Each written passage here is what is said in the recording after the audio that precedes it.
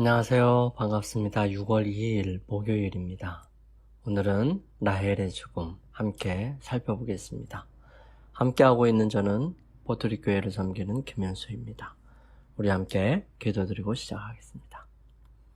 저희들을 사랑하시는 아버지 하나님, 저희들에게 새로운 생명 허락하시고 이 하루도 주님의 말씀 가운데 새롭게 시작할 수 있도록 은혜 주셔서 감사합니다. 매일의 순간순간들 속에서 오직 주의 거룩하심과 은혜를 맛보고 주님의 뜻이 무엇인지 바라보면서 저희들의 삶을 주님 안에서 하나하나 세워나갈 수 있도록 인도하여 주시옵소서. 저희들의 연약하고 부족한 부분들이 주님 안에서 새롭게 되고 주님께서 역사하시는 그 놀라운 은혜 가운데 그 모든 것들이 변하여 주님께서 원하시는 아름다운 삶으로 채워지고 연결어갈 수 있도록 도와주시옵소서.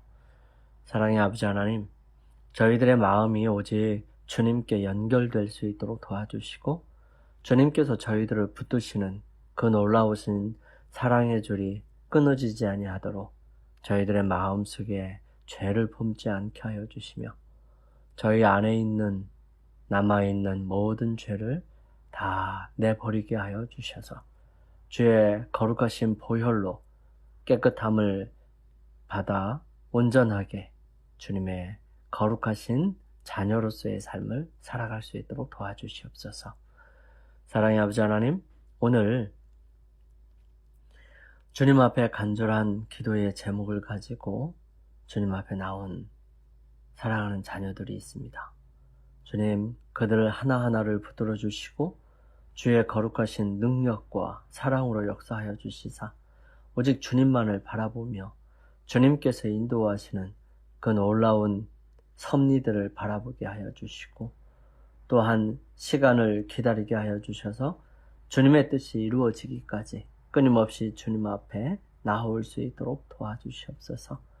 주님, 모든 것을 나의 식견, 나의 관점으로 바라보는 것이 아니라 오직 주님께서 세상을 바라보시고 주님께서 한 사람 한 사람의 인생을 바라보듯이 저희들 바라볼 수 있도록 도와주셔서 지금 있는 힘들고 어려운 순간순간들이 주님 안에서 온전하게 해결되고 또 온전하게 모든 것들이 완전하게 주님의 뜻대로 이루어질 때를 바라보며 기대할 수 있도록 도와주시옵소서.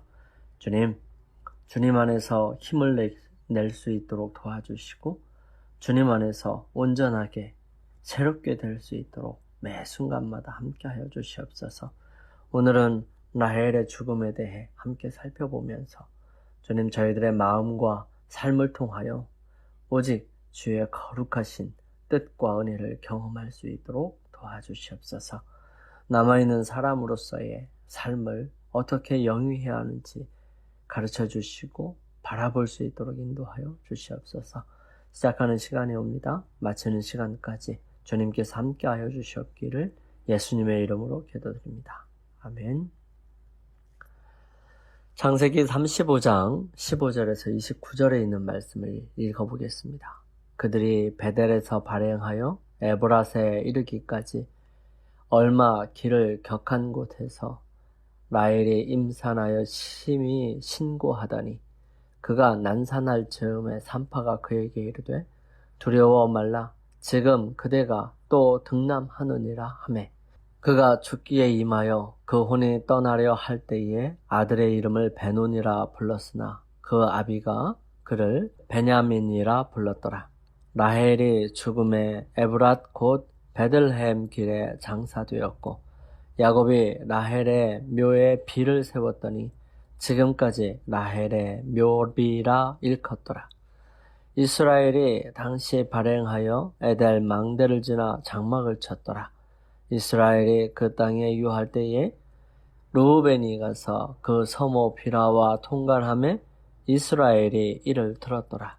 레아의 수생은 야곱의 장자 르우벤과 그 다음 시몬과 레이와 유다와 이사갈과 스불론이요 라헬의 소생은 요셉과 베냐민이며 라헬의 여종 비라의 소생은 단과 납달리요 레아의 여종 실바의 소생은 갓과 아셀이니 이들은 야곱의 아들들이요 밧단 아람에서 그에게 낳은 자더라. 야곱이 기럇 아르바의 마므레로 가서 그 아비 이삭에게 이르렀으니 기럇 아르바는 곧 아브라함과 이삭의 우거하던 헤브론이더라. 이삭의 나이 180세라. 이삭이 나이 많고 늙어 기운이 진함에 죽어 자기 열조에게 돌아가니 그 아들 에서와 야곱이 그를 장사하였더라. 야곱은 그의 문제 많은 가정에서 또 다른 어떤 문제를 마주하게 되었는지 함께 살펴봅니다. 야곱이 베델을 떠나자마자 서로 연관된 세 개의 사건들이 약속의 땅을 향한 그의 여정 가운데 일어납니다. 야곱의 막내 아들의 탄생, 라헬의 죽음, 그리고 야곱과 레아 사이에서 태어난 큰아들 르우벤이 아버지의 첩과 동침한 사건이 바로 그것입니다. 성경은 왜 이 젊은 청년이 그렇게 악한 일을 저질렀는지에 대해 기록하지 않고 있지만 아마도 그가 야곱의 막내 아들의 탄생을 더럽히고 라헬에 대한 기억에 수치심을 주려고 했는지도 모르겠습니다. 하지만 우리는 그 이유를 알 수가 없습니다. 야곱의 막내 아들의 탄생은 약속의 땅 범위 안에 있는 베들레헴과 연결되어 있습니다. 그렇다면 이 탄생은 이스라엘의 미래를 위한 하나님의 약속의 첫 번째 성취인 것이죠. 산파는 하나님께서 아브라함을 안심시키기 위해 하셨던 것과 같은 말로 라헬에게 이야기합니다. 두려워하지 마라. 베델에서 헤브론까지는 이틀길밖에 되지 않습니다. 그러나 그곳에 이르기 전에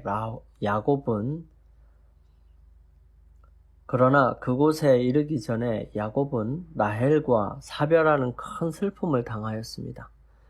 그는 그 여자를 위하여 7년간의 봉사를 2번이나 하였습니다. 그의 사랑이 수고를 가볍게 하였었지요. 그에 대한 사랑이 얼마나 깊고 영속적이었는가는 오랜 후에 야곱이 애굽 땅에서 거의 임종시에 그를 문병하러 온 요셉에게 노령의 야곱이 자기의 생애를 돌아보면서 내게 관하여는 내가 이전에 밧단에서 올라올 때에 라헬이 나를 따르는 도중 가나안 땅에서 죽었는데 그곳은 에브랏까지 길이 오히려 격한 곳이라 내가 거기서 그를 에브랏 길에 장사하였느니라 라고 말한 말 중에 나타나 있습니다. 그의 길고 파란만장한 생애를 통해서 일어난 숱한 가정의 일들 중에 오직 라헬을 사별한 일만이 그의 마음에 떠올랐던 것이지요. 라헬은 죽기 전에 둘째 아들을 낳았습니다. 숨을 거두면서 그는 아들의 이름을 베노니 곧 슬픔의 아들이라 이름을 지었습니다. 야곱은 라헬이 죽어가면서 아들에게 주었던 이름 베노니, 즉 슬픔의 아들이라는 이 이름을 베냐민으로 바꿉니다. 베냐민은 오른손의 아들이라는 뜻이죠. 이는 약속의 땅이 있는 남쪽을 가리키는 것으로서 그 땅과 그 땅에 정착한 후에 하나님께서 하나님의 백성들을 위해 행하실 일들을 향한 야곱의 소망을 나타내는 이름이었습니다. 라헬은 죽은 그곳에 장사되었고요. 야곱은 그를 오래도록 기억하기 위하여 그곳에 비를 세웠습니다. 이 시기에 르우벤은 아버지의 첩이자 라헬의 몸종이었던 빌하와 동침합니다. 인위적이었던 합의적이었던 잘 모르지만 타락한 인간의 또 다른 모습이라고 생각하는 것 외에 그가 왜 이런 가증스러운 일을 저질렀는지는 알 수가 없습니다. 에브랏으로 가는 도중에 다른 사악한 범죄가 야곱의 가족을 더럽혔는데 그것으로 인하여 장자 르우벤은 장자의 명분의 특권과 명예를 상실하게 되죠. 놀랍게도 야곱은 이런 끔찍한 범죄에 대해 알게 된 이후에도 아무런 말을 하지 않습니다. 아마 야곱은 지금까지의 경험을 통해 자기 주변에 만연한 죄와 악에도 불구하고 하나님께서 그분께서 하신 말씀을 성취시키시리라는 사실을 온전히 신뢰하게 되었던 것 같습니다. 이와 같은 구체적인 믿음이 훗날 이스라엘의 조상이 된 야곱의 12아들의 목록에 잘 나타나 있죠. 앞으로 살펴보게 되겠지만 야곱의 12아들들은 결코 가장 사랑스럽거나 친절한 사람들이 아니었습니다. 모든 문제들과 비라를 범한 르우벤의 죄와 같은 분명한 악에도 불구하고 하나님의 뜻은 야곱의 가족을 통해서 성취될 것이었습니다. 그들이 아무리 형편없을지라도 말입니다. 여기에 아버지 이삭의 죽음과 야곱과 에서를 좀 더 살펴보기를 원합니다. 마침내 야곱은 여행의 끝에 이르러서 마므레로 가서 그 아비에게 이르릅니다. 곧 아브라함과 이삭에 우거하던 헤브론이더라. 그는 그의 아버지의 생애의 말년에 이곳에 머물러 있었습니다. 아내를 사별하고 외롭게 지내는 허약하고 눈먼 이삭에게는 오래 떨어져 있었던 이 아들의 친절한 시종이 큰 위안이 되었습니다. 야곱과 에서는 그들의 아버지께 임종하는 병상에서 다시 만납니다. 한때 형은 이때를 복수할 기회로 기다렸던 일이 있었어요. 그러나 그의 감정은 그 후에 크게 달라졌습니다. 야곱은 장자의 명분에 속한 영적 축복에 크게 만족하여 에서가 갈망하고 가치 있게 여긴 유일한 상속물인 아버지의 재산을 형에게 양도하였습니다. 그들은 더 이상 질투나 증오로 사이가 나빠지지 않았습니다. 하지만 서로 헤어져 에서는 세일산으로 옮겨갔고요. 축복을 후히 주시는 하나님께서는 그가 갈망하던 것보다 더 높은 미덕에 첨가하여 야곱에게 세상 재물도 허락해 주셨습니다. 두 형제의 재산이 풍부하여 함께 거할 수 없게 되어서 그들은 우거하는 땅이 그들의 가축으로 인하여 그들을 용납할 수 없었으므로 이들은 서로 헤어지게 되는 것입니다. 이 분리는 야곱에 대한 하나님의 목적과 일치하였습니다. 두 형제는 신앙에 있어서 아주 큰 차이가 있었으므로 서로 떨어져 사는 것이 그들에게 더 좋았던 것입니다. 에서와 야곱은 다같이 하나님께 대한 지식을 배웠고요. 둘 다 하나님의 계명을 따라 행함으로 하나님의 총애를 받을 자유를 가졌었습니다. 그러나 그들 두 사람이 다 이것을 행하고자 선택하지는 않았지요. 그 두 형제가 서로 다른 길을 걸어갔고요. 그들의 길은 점점 더 멀어져만 갔습니다. 에서가 구원의 축복에서 제거된 것은 하나님의 편에서 독단적으로 택정하신 것이 아니었어요. 하나님의 선택이 아니었다는 사실입니다. 그리스도를 통하여 주시는 하나님의 은혜의 선물은 만민에게 거저 주시는 것이었습니다. 어떤 사람에게도 구별되지 않습니다. 어떤 사람이 멸망당한다면 그것은 자신이 선택한 선택이지 다른 사람이 선택해 준 것이 아니라는 것이죠. 하나님께서는 모든 영혼이 영생을 얻도록 택하심을 입을 수 있는 조건을 당신의 말씀 가운데 제시하셨는데요. 그것은 그리스도를 믿는 믿음을 통하여 그분의 계명을 순종하는 것입니다. 하나님께서는 당신의 율법에 조화되는 한 인물을 선정해 놓으셨고요. 누구든지 그분께서 요구하시는 이 표준에 도달하는 자는 영광의 나라에 들어갈 것입니다. 그리스도께서 친히 아들을 믿는 자는 영생이 있고 아들을 순종치 아니하는 자는 영생을 보지 못하고 나더러 주여 주여 하는 자마다 천국에 다 들어갈 것이 아니요 다만 하늘에 계신 내 아버지의 뜻대로 행하는 자라야 들어가리라고 말씀하셨습니다. 요한계시록에서 그분은 그 두루마기를 빠는 자들은 복이 있으니 이는 저희가 생명나무에 나아가며 문들을 통하여 성에 들어갈 권세를 얻으려 함이로다 라고 선언하십니다. 인간의 최종적인 구원과 관련하여 이것이 하나님의 말씀에 나타난 유일한 택정입니다. 하나님의 선택, 하나님의 섭리, 하나님께서 미리 정하신 이것은 모든 사람들이 예수님을 믿으면 구원을 얻을 수 있도록 하는 것이었어요. 두려움과 떨림으로 자기 자신의 구원을 이루는 영혼은 택함을 받고요. 갑옷을 입고 믿음의 선한 싸움을 싸우는 사람도 선택함을 받았습니다. 깨어 기도하며 성경을 연구하고 시험에서 도망치는 사람과 꾸준한 신앙을 가지고 하나님의 입에서 나오는 모든 말씀을 순종하는 사람은 다 택함을 받을 것입니다. 구속을 위하여 마련된 것들은 모든 사람에게 제한 없이 주어지지만 구속의 결과는 그 조건들에 응한 자들이 누릴 것입니다. 에서는 언약의 축복을 멸시하였습니다.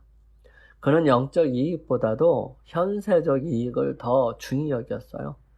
그는 바라던 그것을 얻었습니다. 눈에 보이는 것을 얻었지요. 그가 하나님의 백성으로부터 떨어져 나간 것은 자기 자신의 계획적인 선택으로 이루어진 것입니다. 야곱은 신앙의 유업을 선택하였습니다.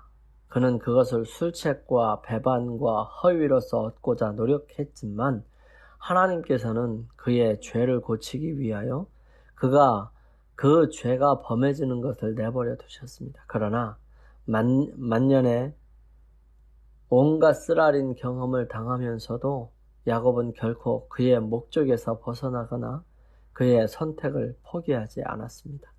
인간의 기교와 책략에 의지하여 축복을 얻고자 하므로 그는 하나님과 싸우고 있었다는 사실을 나중에야 알게 되었던 것입니다. 야복강가에서 씨름하던 그날부터 야곱은 다른 사람이 되었습니다. 자기 자신은 뿌리째 뽑혀버렸어요. 그때 이후로 어릴 때의 교활함은 더 이상 나타나지 않았습니다. 술책과 기만 대신에 그의 생애는 단순함과 진리로 특징 지어졌습니다. 그는 전능하신 하나님의 팔에 단순한 믿음으로 의지하는 공과를 배웠고요. 시련과 고난 중에서도 하나님의 뜻에 겸손히 복종하였습니다. 품성의 비열한 요소는 풀무불에서 다 없어지고 마침내 정금처럼 정련되어 아브라함과 이삭의 믿음이 야곱에게 뚜렷하게 나타났던 것입니다. 우리의 눈에 보기에는 모든 상황이 절망적으로 보일지라도 실수 없으신 하나님께서는 마침내 당신의 선택한 백성을 통해 그분의 뜻을 이루실 것입니다. 영감의 교훈입니다. 라헬이 죽어가며 베냐민을 낳았다. 라헬은 죽기 전에 둘째 아들을 낳았다. 숨을 거두면서 그의 아들의 이름을 베노니 곧 슬픔의 아들이라 지었다. 그러나 그 아버지는 그를 베냐민 곧 오른손의 아들 또는 나의 힘이라고 불렀다. 라헬은 죽은 그곳에 장사되었고 야곱은 그를 오랫도록 기억하기 위하여 그곳에 비를 세웠다. 우리 함께 기도드리겠습니다. 사랑의 아버지 하나님, 우리는 스스로가 남은 백성이라고 자부하면서 우리의 모습 속에서 하나님을 슬프시게 하는 여러 흔적들을 발견하게 됩니다. 그럼에도 하나님께서는 이 교회를 통해 당신의 뜻을 이루실 줄을 믿습니다. 이 교회를 더욱 사랑하며 교회를 위해 기도하게 도와주시옵소서. 저희들의 마음이 오직 주님께로 향할 수 있도록 도와주시고 슬픔과 아픔 속에서도 오직 주님의 길을 선택하는 저희들이 되게 인도하여 주옵소서.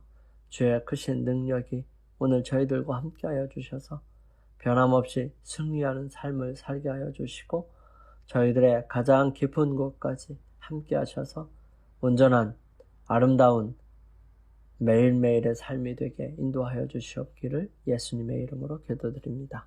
아멘. 오늘 주님 안에서 승리하시기 위하여 주님 앞에 머무는 시간을 갖습니다. 저는 내일 아침 이 시간 다시 찾아뵙겠습니다. 감사합니다.